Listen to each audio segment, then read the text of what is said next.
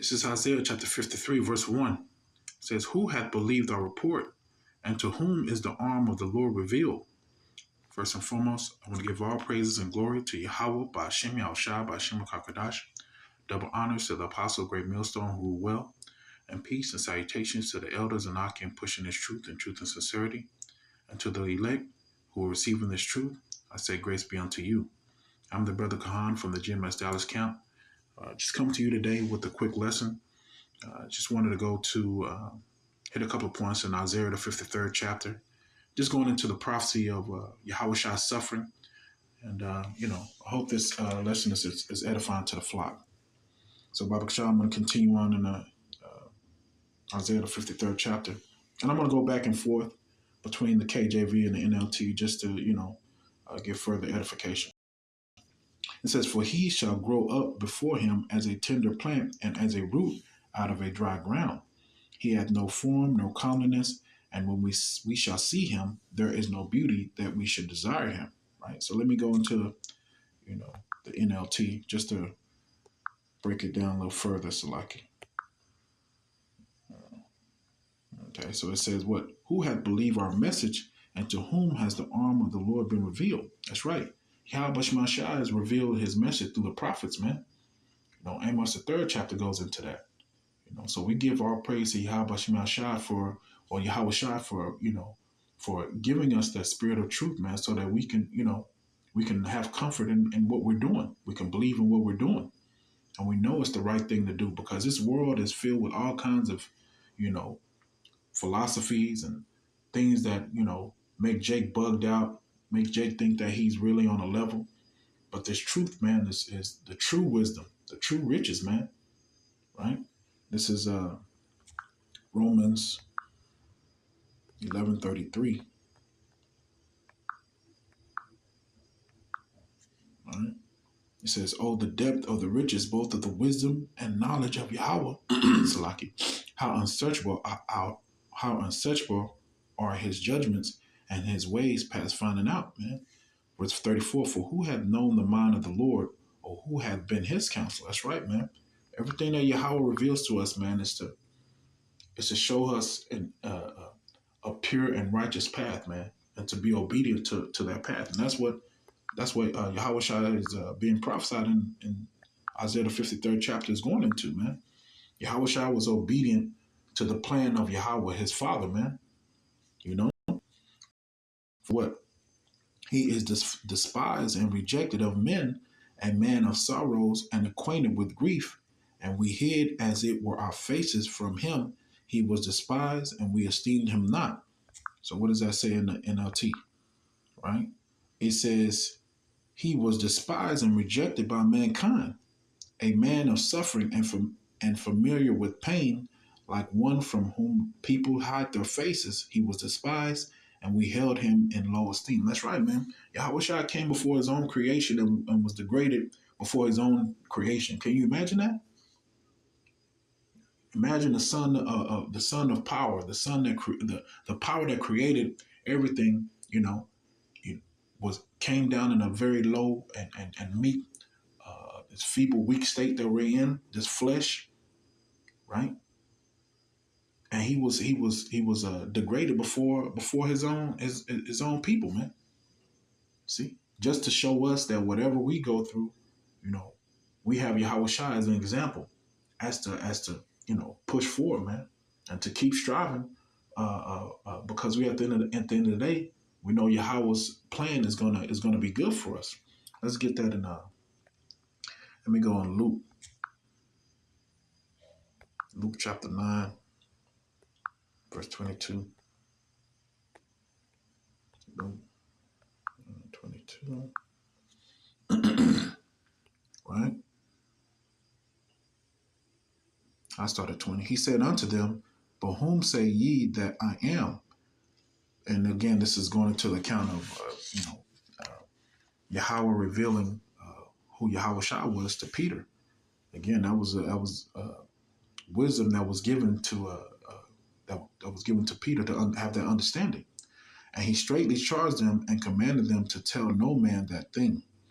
Right? Verse 22 is the point, saying the Son of Man must suffer many things, and be rejected of the elders and chief priests and scribes, and be slain and be raised the third day. Right? We know, according to the Spirit, he was really raised on the fourth day. Right? But again, it's just letting you know that Yahweh Shah knew of he knew of the plan that he had to go through, man. He knew that he had to be the sacrificial lamb uh, for Israel, right?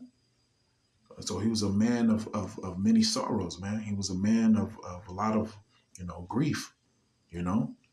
But at the end of the day, you know, he's our example that gives us confidence to go through our cross, man, to bear our cross, right? Let me get that in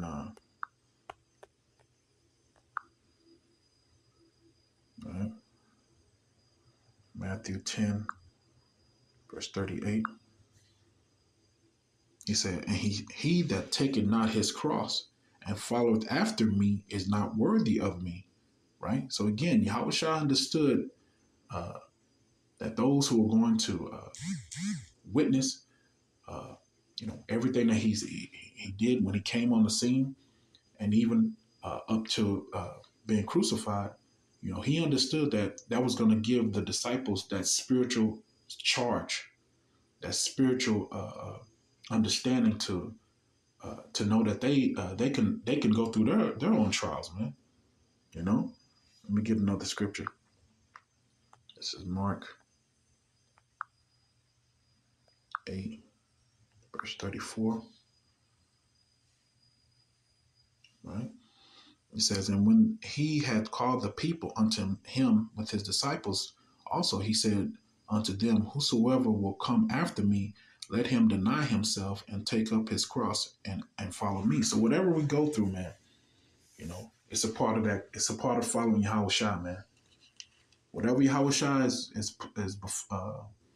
befallen before you, whatever trials or tribulations, the hardships, you know, it's to make you stronger. It's to make you understand that, there's a plan at the end of the day that's gonna work out for you, man. Right? And again, we understand that Yahweh Shai prayed for us, man. So we don't have anything to truly fear.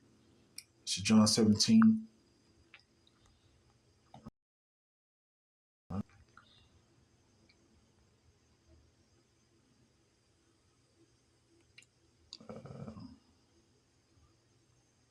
This is John 17, verse 2. It says, I'll start at 1. It said, these words spake Yahweh Shai and lifted up his eyes to heaven and said, Father, the hour is come. Glorify thy Son, that the Son also may glorify thee. So we saw that uh, Isaiah 53rd chapter is prophesying that Yahweh Shai was going to come. He was going to come in very humble spirit, in a lowly manner, right? He was going to preach this truth, this gospel to those who were worthy to receive him. He was going to tell them to, bear their cross, bear the suffering, because ultimately they were going to, that wisdom was going to be revealed, that they too will inherit a kingdom, a reward, man, right? Verse 2 says, what? As thou hast given him power over all flesh, that he should give eternal life to as many as thou hast given him. That's right, man. That's the elect, man. So he prayed for the elect, and for these times, man. He's guiding us, uh, through these times, man. These terrible times, these wicked times, man. He's our mediator. He's encouraging us to stay strong no matter what, man. Because ultimately we can put our burden on him, man. In our times of trials, man, our times of grief, man, when we sad and we crying. This is Matthew 11. I'm gonna get that Matthew 11 in the NLT real quick, so I can bear with me.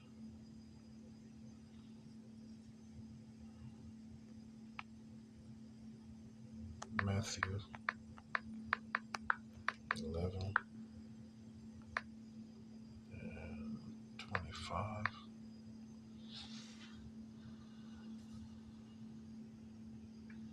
Right?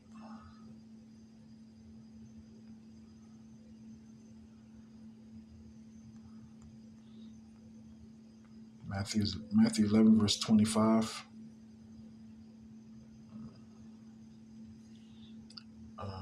Well, actually, I'll get to the point. Matthew 11, verse 28. It says, "Come to me, all you who are weary and burdened, and I will give you rest." That's right. So Yahushua said, he said, he that followeth me must take upon his cross, man.